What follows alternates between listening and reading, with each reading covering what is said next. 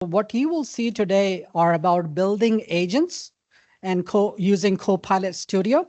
The goal of this is to give you a foundational level understanding of how you can build an agent. And then we will be having different workshops where we actually do the work. So I'll hand it over to Patrick from Microsoft. Thank you, Patrick. Thank you very much, everyone. So I'm going to go through some of this stuff for you. The Copilot Studio, Building Intelligent Agents in Copilot Studio.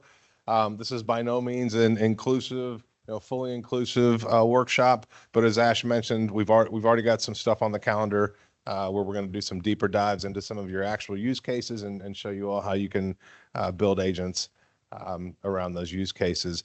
First and foremost, Patrick O'Gorman. I'm an AI solution engineer at Microsoft. You can see there, I live in New Braunfels, Texas. I had to draw a map because nobody ever knows where New Braunfels is. I think I've met two people along my journey. What's that? Schlitterbahn, you got it. Green Hall, you got it.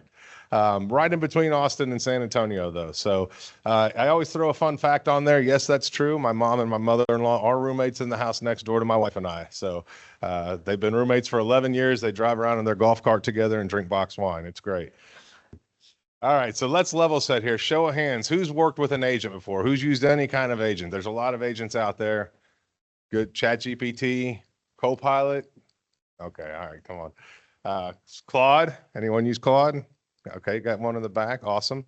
Okay, so let's first talk about what an agent is. I use agents as my digital assistants, period, the end. They have a multitude of things they do for me. They range from simple all the way to complex. I can kind of lump what they do for me in three silos. And the first one is retrieval. Give me our PTO policy. Even summarize this document for me, things like that. I can take it. I can use its general knowledge that it was trained on. I can give it my own knowledge to actually use as ground that agent in that knowledge. I'm kind of getting into whatever they're listening to over there, but the second is that task silo. What can it do for me? And this is where I may say something like, submit a PTO request for myself, or I mentioned, summarize my inbox for me. A lot of times I start my week off and I'll ask Copilot, hey, give me a summary of my week. Tell me what I've got on the horizon here. I have a bad habit of sending myself emails. That's my way of keeping track of some of my notes. I see a lot of y'all nodding your heads. I have Copilot summarize those for me on a Sunday evening when I'm sitting on my recliner. It's really helpful. But now we have, and we've had them for a while now, but the concept of autonomous agents. And this is where we're using things like CoWork, and now we have Microsoft Scout. And we'll use these tools, and you can even set up schedules other ways if you're not using those tools yet. But to do things like every Sunday or every Monday morning, give me that same report, but make sure it's in my inbox every Monday morning. I shouldn't have to ask you, just make sure it's there. Another one I do is I'm trying to improve my vocabulary. I have it give me a random list of collegiate level and up words in my inbox every Monday morning, and I don't study them as much as I should, but it's there, and it's a really handy tool that I use just to, like I said, just to kind of enhance my vocabulary. So various things you can do there. I think the most helpful one as far as productivity goes is, give me a week's glance of my calendar. Tell me what I've missed in my inbox over the weekend, things like that. Again, they range in complexity from simple to quite complex. But how do they actually work? And this is the part we're going to dive into a little bit more today. Agents do a job, and that job, they need to do that job. They don't need a whole bunch of jobs. You should make your agents, if you need to make more than one agent, so be it, but they should do a job and do it well. You give your agents a set of instructions, it should follow those instructions. You only have so much space when you're building custom agents to give it those instructions, and we'll take a look at that here in a second. Next is knowledge. You can certainly go off of the knowledge the agent was trained in originally. Every agent is going to be, built around a large language model, and that large language model is trained in a certain set of knowledge, but you can also give it your own knowledge. The first thing I always hear is, all right, we're going to throw a SharePoint library at it, and we're going to have it use that as our knowledge. You can, absolutely. You can also upload documents directly to it. You can also use data from different data sources. We have various connectors that you can use to connect to that data and use that as well. Next is tools. Tools are where things get really powerful, and you've probably seen the different connectors we have for tools like ServiceNow or platforms like ServiceNow, various technologies across the industry that we've built pre-built connectors for. If it has an API and it doesn't have a pre-built connector, you can also build a custom connector, but you can leverage those tools to make your agent really do some things for you. We have a pretty common ask that people have a shared mailbox where emails come in that give them support tickets, ITSM type tickets. We can set up an automation around that to route those tickets to the right place. We can have an agent actually turn around and submit a ticket into ServiceNow using our connectors. All the while preserving that original email that came in, maybe putting it in an inbox that, an archive type inbox, et cetera. But lots of different tools out there that we can leverage with our agents. And finally, channels. Well, I shouldn't say finally, there's one more after this, but channels. Where are you meeting that agent? Are you meeting it in M365 Copilot? Are you using a custom web interface? Maybe SharePoint. A lot of people are hosting their agents in SharePoint. I don't get much out of M365 Copilot. I normally deploy my agents there and use them there or in Teams. Teams is another really common spot. And finally, the model. Everyone wants to know, especially I think most of us in here are GCC, what models do we have available? And in Copilot Studio, we don't have a bunch, but we've just gotten a few more, as you probably noticed, and hopefully we see some more before the end of the year. One thing I hear a lot of is, I've even heard colleagues say it, Copilot's not the only model out there. No, it's not a model at all.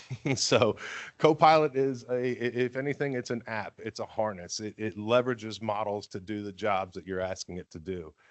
So please don't confuse, Copilot as a model. Another popular one, everyone, a lot of you raised your hands on the ChatGPT. ChatGPT is a product. It's a product made by the company OpenAI. It uses the GPT models. As you probably know, we use a lot of the GPT OpenAI models inside of our products as well. So wanted to level set there. Copilot is not a model. Just make sure when you're talking about building your agents, you go with the best model possible for what you're looking for that agent to do. All right, what is Copilot Studio? So Copilot Studio is our low-code development environment for building custom agents. And if you've been around Copilot or the Power Platform a while, you know that we started out with Power Virtual Agents. If you've used it today, you know that the URL still goes to PVA. So that hasn't changed. But it's our way to enable you to create custom agents around your own knowledge, around your own tools, with your own instructions. So we talked about most of this, the instructions, the knowledge, of course, channels and tools. Analytics is another tab that you have available to you inside of your agents. It tells you how many thumbs up did I get? How many thumbs down? How much is my agent being used, et cetera. And so it's a lot of really helpful information that you can use to kind of track how your agent's doing and who's using it, quite frankly. If no one's using it except for yourself, well, that's okay too. A lot of us build them for personal productivity, but it's a good tab inside of that Copilot Studio agent that you can analyze and kind of see, okay, how's my agent doing? But we didn't talk about topics. And so a lot of times we build our agents, we ask it questions, and we're like, I just asked it the same thing and I got something different back a minute ago. Anybody ever experienced that? Inconsistencies? I know there's one of you out there because you already talked to me about it before the show today. So topics are a way for us to make our agents more deterministic. If there's a certain answer that you want your agent to give every single time, you probably need to use a topic. The other way we use topics are to reduce the amount of context that's going into our prompts. Your prompts can get bigger and bigger and bigger, and the bigger your prompts get, probably your agent is going to start to suffer a little bit. It's probably going to start to get a little bit confused. Maybe it doesn't know what's priority inside of that context. Topics are a way for you to really hone in on those important pieces of your prompt via the topic. The instructions are another great way to ensure that you're getting the behavior you want. The problem is in Copilot Studio, you're limited to 8,000 characters for your instructions. And so keeping that in mind, one of the agents we'll look at today is approaching 7,000 and some change characters for the instructions. We're going to go ahead and start using topics to fill in those gaps. All right, we don't want to keep adding to the instructions. We've actually got one in here today that took up about 300 something characters for a specific instruction. We're like, no, that's a lot. Let's pull that out. Let's put it in its own topic. We want it to be more deterministic anyway. And so that's what we did. All right. So let's check out the agent we're going to look at today. Meet the HR policy assistant. So what we did here was we went out and we gathered up really about 300 or 400 documents, PDFs, from a few different sites, North Carolina sites there. We used them we started to kind of go through them and decide, what questions do we want this thing to be able to answer? What don't we want it to be able to answer? I say that because curating the knowledge that you give your agent is probably one of the first things you should do. Once you know what questions you want it to answer, how you want it to answer that, then you start curating that knowledge. There's no sense in having a whole bunch of documentation on criminal proceedings or legal cases or things like that in an HR policy document. But all those are available for download. So curate that knowledge appropriately. The other thing I wanted to point out, all of these are 100% public record. We wound up using 25 different documents. We wound up using 15 test questions, and we'll dive into all that here in a second. What you're looking at is the home page for the agent we built. Everything on the Power Platform has a home page. Copilot Studio agents are no different. You can see across the top, we've got some tabs there. Those are all tabs that represent different configurations that you can set on your Copilot Studio agent. We're going to start on the overview. All right, first and foremost, the name and the description. Not a whole lot you're going to do there. Give it a good description. Descriptions, whether they be in your topics, the name of your agent, etc., they're extremely important. They tell people what you want your agent to do, the behavior you expect it to have at a very high level. The next is the model. Now, we talked a little bit about the model. You can see I'm using GPT 5.1 in there. We also have GPT, I think, 4.5. And GPT 4.0 was retired, but you probably will still see it in there. I don't recommend using it anymore since you can't really, we don't really know when it's just going to drop off the face of the earth, but that's been known to happen. So, and then finally, the instructions. Instructions I mentioned can be 8,000 characters long. Obviously, we're only seeing a little bit of them there, but you're going to have things in there like the role. We'll talk a little bit more about this in a second as we get into the testing piece, but you want to make sure that you're explaining in your instructions what knowledge that agent's using. It's a lot easier for that agent to read those instructions and say, oh, I'm an HR bot. I have access to the holiday, leave schedule, the holiday schedule, pay time off policies, et cetera, than it is to go in and start reading through all those documents and inferring what it's supposed to be answering. Give that inventory, if you will, of your knowledge in those instructions. The next, knowledge. This is, I blew this out on its own tab. You can get to it from that overview page as well, but because we have so many, I wanted to show you how it looks on its own tab. I think there's a total of 25 documents in here. You can only see a few here, but there's various ways that you can ground your agent in knowledge. One of those ways is uploading the documents directly to the agent. That's what I've done here. We also talked about being able to use a SharePoint document library, uploading documents directly from SharePoint, uploading them from OneDrive. We'll take a look at that tab here in a second, but there's many different ways that you can ground your agent knowledge. We also talked about grounding it in data. You can point it at a SQL Server database. You can point it at your Dataverse database. Real popular way of grounding your agent. So this is very much a popular use case, is grounding it in your PDF documents. All right, so we talked about topics. This is a little hard to see. Sorry about that. And I don't think my pointer is going to work on this screen, is it? Oh, it is. That didn't work yesterday. Oh, that's not very good, though. So one of the things that we run into, we talked about deterministic, is something like two different conflicting pieces of information. And one of those we did was for the Department of Transportation. They had in their documentation for completing road construction projects, two different temperatures for what concrete should be when it's curing. The difference was one of those was for flat road construction. The other one was for bridge road construction. And the temperature difference was 3 or 4 degrees. And so what would happen is people were asking at this question, what does the temperature need to be for curing concrete? And it would get the bridge temperature instead of the temperature they were looking for. So what we had to do was build a topic. A similar thing happened when we were working with this documentation, the adverse weather topic. There are two different policies in your North Carolina documentation for adverse weather policy, depending on who you work for. One is for UNC system and one is for the state of North Carolina. And there might be others, but those are the two I stumbled on. And so what we do is we created what's called this adverse weather routing topic. And you can see there that the trigger for the topic will basically trigger off of anything like, I can't drive into work today. Are the roads too icy for me to drive into work today, etc. So what it's going to do next, see if this will let me do this right here. It's going to ask a question and it's going to say, who do you work for? A state agency, UNC system, or you're not sure? And then it's going to go into a conditional and it's going to say, okay, I work for a state agency. Or point it this way.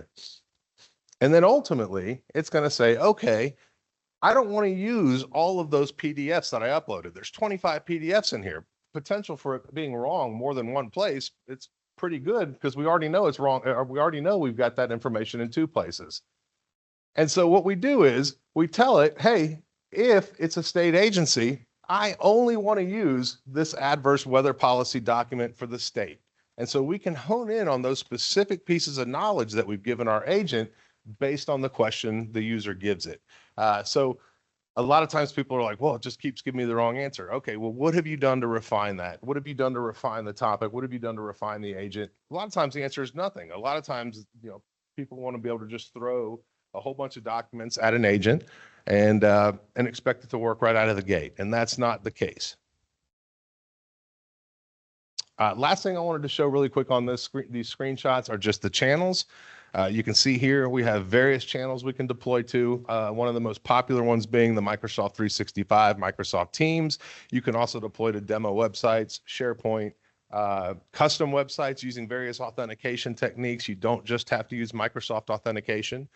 You can use Azure. You can use Okta. There's various authentication providers that you can use for your agents.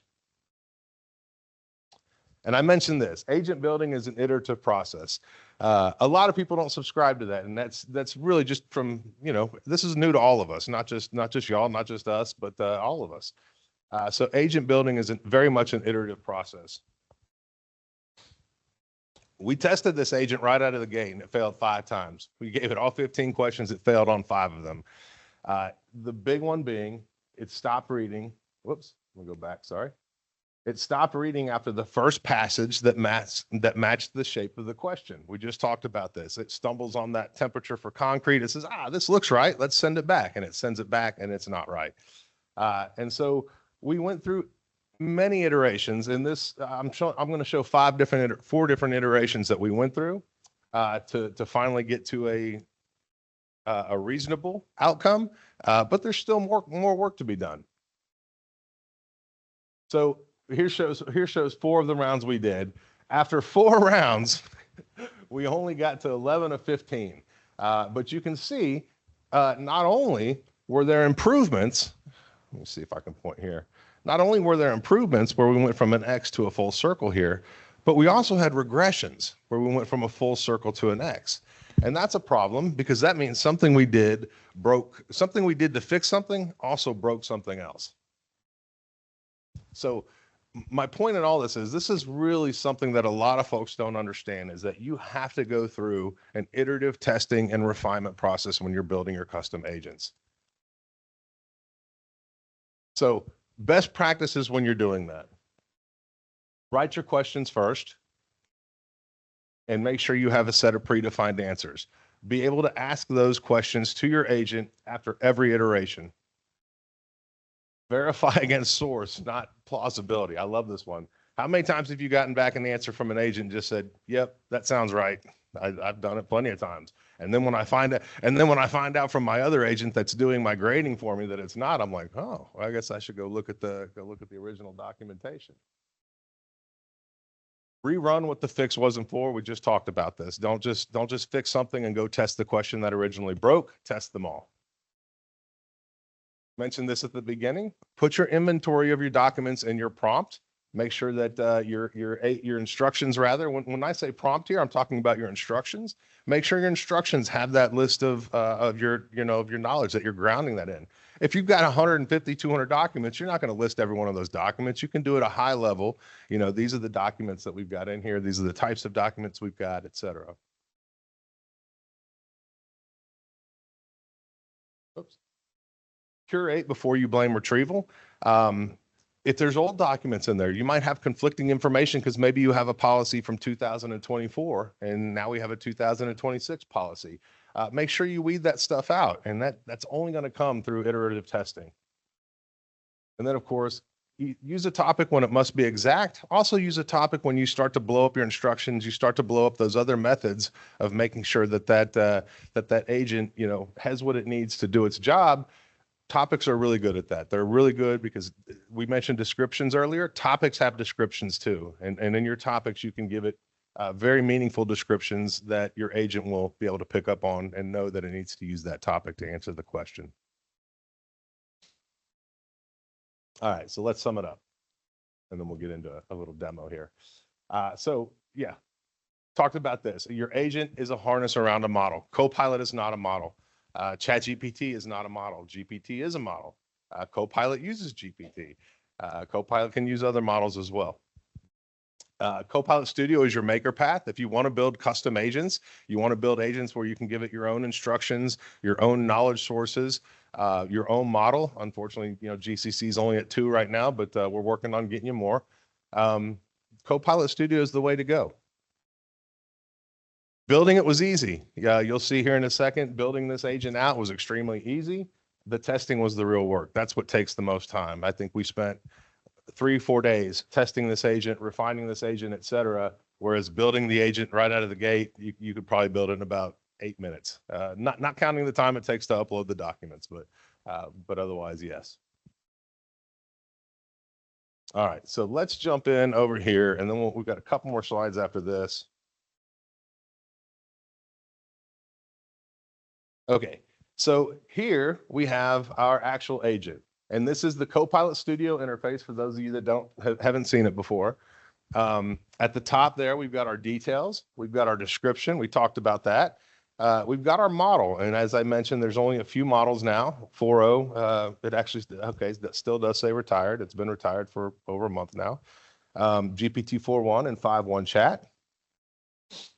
And then we have our instructions. And if I do an edit on this, just to show you, you can see that I'm at 7,872 characters of my 8,000 characters. If I scroll through here, I can see things in my sections like role, what role it is. You can see right here, what's in your knowledge base. You hold 25 documents. Know what they are before you tell anyone that you can't help. Sometimes that works, sometimes it doesn't. Be succinct or don't exaggerate or don't make things up. You will see that agents do hallucinate. So give them the best instructions you can and then go through that iterative testing process. You can see down here we've got our knowledge and then of course our tools. This is a very simple agent that we built for this demo today. It only uses knowledge and instructions as far as the refinement goes. It doesn't use any tools. It uses one topic. I want to show you that topic. If we go to this knowledge tab, let me collapse this really quick. If we go to this knowledge tab, I mentioned uploading documents. I said we could rebuild this agent in about 8 minutes. We could. The reason why we didn't build this on the fly here for you today is because what takes so long is I can upload those 25 documents in a matter of a couple minutes.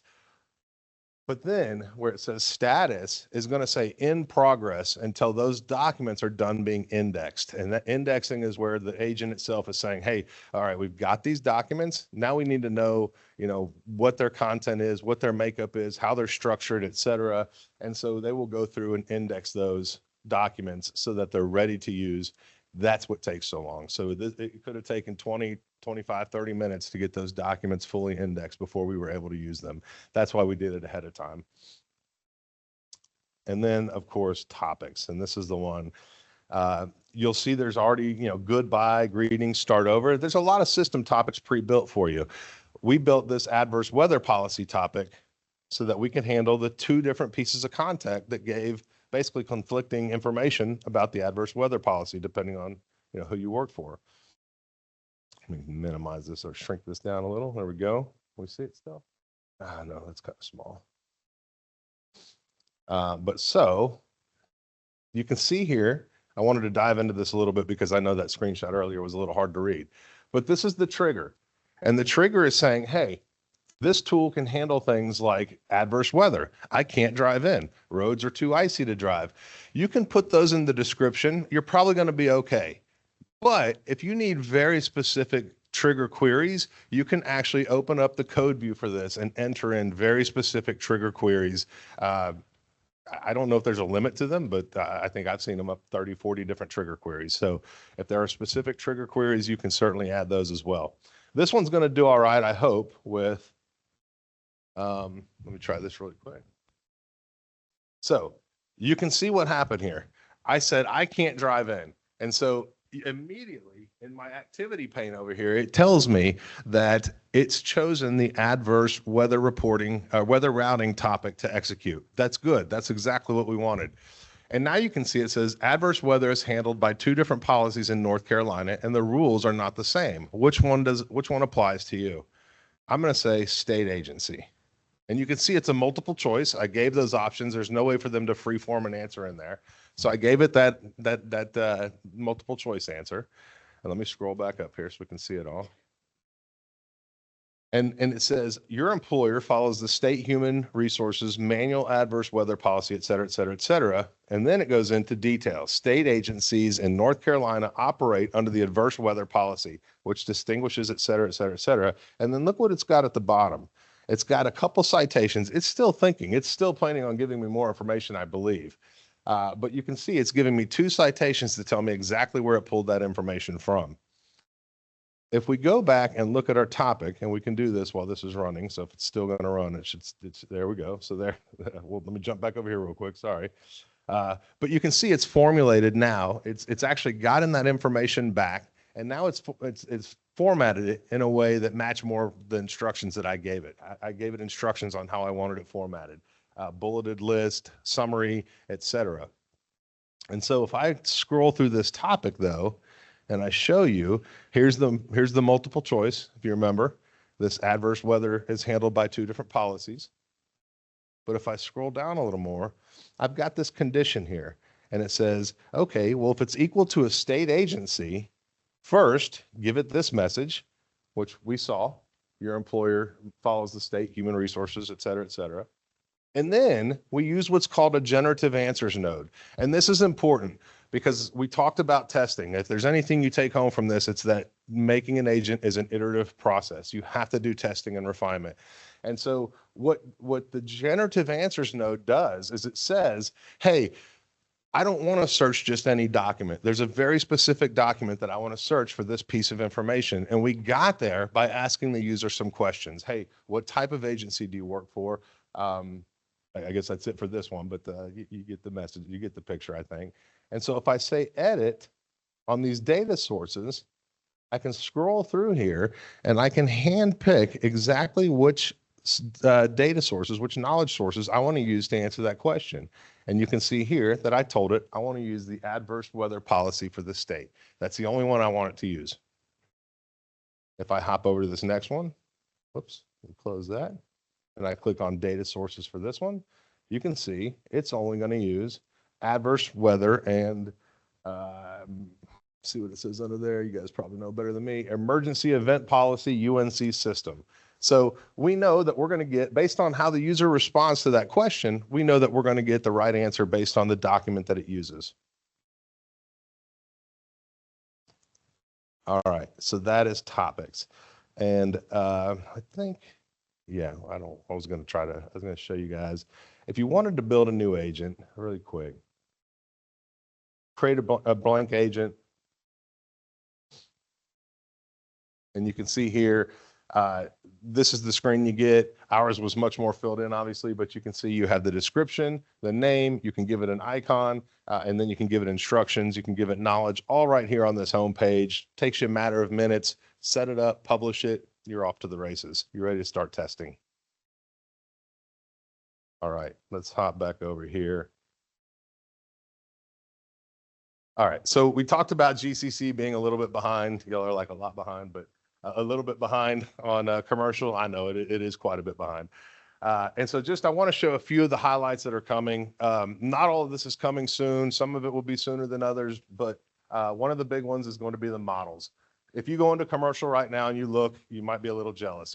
There's a lot of models we just don't have. And some of these would need to be enabled by your administrators anyway. But you can see we've got a bunch of the Anthropic models. We've got a lot of the other OpenAI models. So hopefully we see at least some more OpenAI models. I'm not sure about the Anthropic models. I don't want to get too excited about that. I'm really a big fan of the Anthropic models. But hopefully we see some of that this year. The other thing is the new Maker experience. And if you haven't seen this yet, don't be intimidated. You can still use the classic Maker experience. Not sure when we're going to be getting this. What Carlos, my seller buddy, and I always joke about is sometimes we just wake up and stuff's in there. GCC, all of a sudden it's in GCC. We never had any idea it was coming. And it just shows up. And so I wish I could give you dates, but I can't. I can tell you we're seeing things show up in GCC much more quickly than we used to. We have a lot more advocates now on our side that are really kind of rooting for us and helping push those things through. Code apps being one of them. We never thought we'd see code apps as quickly as we did. And then Ash mentioned this, and I'll mention it as well. We talked about coming and building one yourself. I don't know what, I don't want to speak for Ash. I don't know what who all will be invited to these, but this is what I was talking about before. And we're going to be doing some virtual workshops on September 15th and 17th, where we'll actually get in. You'll be hands-on. You'll have myself, probably a couple other coaches from Microsoft helping out, if you get stuck, pushing you through those hurdles. Basically, though, to build out your own agents and hopefully your own developer environments. Show of hands, does anyone here already have a developer environment, Power Platform developer environment? Couple. All right. Oh, good. All right. A handful. All right. If you don't, and you want to start playing with some of this stuff, I do have some information, and I'll share this slide deck, but basically a link to your Copilot resources page, as well as a direct link for submitting a support ticket so that you can get that developer environment. Developer environments are free. You kind of have carte blanche in them. You can kind of build what you want. They still fall under the same DLP policies and everything that your organization set up. But, Ash and David and Carlos can all help you out a little more with that stuff. So I hope this was useful. If there's any questions or anything, I think we might have a few minutes. So she's asking if you build something around that 4.0 model, and we take it away from you, it retires and it actually does disappear from your agent. Will you have to go back and reconfigure that agent to use one of the newer models? No, it's going to bump up to the next available model. You may want to have that inventoried so that you can say, hey, Microsoft's getting rid of 4.0. We're going to have 4.5 and 5.1 available. What do we want to use? And that way you have a choice, but it's not going to break. And then the first one was, I mentioned a team who I was working with, talking about when I was building this stuff out. So as far as building it and testing it, that was just me. As far as getting told what to do, that was Ash. No, Ash and I collaborated quite a few times, but ultimately I built it. I did the testing. I use GitHub Copilot a lot, and I use Claude Code a lot. I use as many tools as Microsoft will let me get my hands on. So the question was, what platforms, what channels are we seeing our Copilot Studio agents being deployed to most? And if you asked me that question 2 months ago, I would have said hands down Teams and M365. As if you've worked with Copilot Studio, there's an easy button. You push that button and it's off and it's deployed. Now we've got the easy button for SharePoint. We're seeing more agents showing up in SharePoint. But I'm also seeing a lot of folks who are doing a lot with some of the agentic development around Power Pages and deploying those agents to Power Pages. using completely custom user interface around those agents. So it looks, the whole branding, the whole look and feel, everything blends right in with that website. I would still say teams in M365 are they can be internal or external. The Power Pages sites, I would say most of them are a hybrid. Most of them have internal and external users. So the question was, how did I test this? Did I manually test these or did I automate that? That's a great question because there's a little switch in there that matters in my answer to you. If you're using Microsoft authentication, if you're using authentication that actually requires you to log in, et cetera, a lot of that's going to be manual. All of this was done manually. And so what I would do though, is I would take those answers from the agent and I would paste them into a sheet, usually use Notepad. I still use Notepad. And then I'd have GitHub Copilot analyze it for me. And then I would go back through it and always trust but verify. Always go back, just like I said, as far as looking at your citations, make sure those answers you get back are matching your citations, the things you get, out of those citations. So I would use GitHub Copilot for that as far as the grading goes. As far as the testing, that's manual. Now, if I'm using something like direct line communication, where it's not Microsoft authentication, I can have a token, I can have something set up in Azure where I've got a token based. I can basically do it programmatically is my point. I can set up a script. I can set up GitHub Copilot. I can, a couple different ways that I can do that. So I can just press that button and sit back and drink my coffee and wait for it to be done. But yes, always go back and check it out. But really, as far as how that testing is actually done, it depends on how you have your authentication set up. If it's going to be in, typical, Teams M365, I would, if you find a way to not do it manually, let me know. And I'd love to hear it. Anybody else? GCC stands for Government Community Cloud, and that's we have commercial. You'll hear commercial, GCC, and GCC High, and I think there's probably one other. Whereas in DoD, GCC High, the higher you get, the more restrictive the environment, and it's just more of a process to get some of the technologies into GCC because the institutions that do use it, they need to be better vetted, better tested.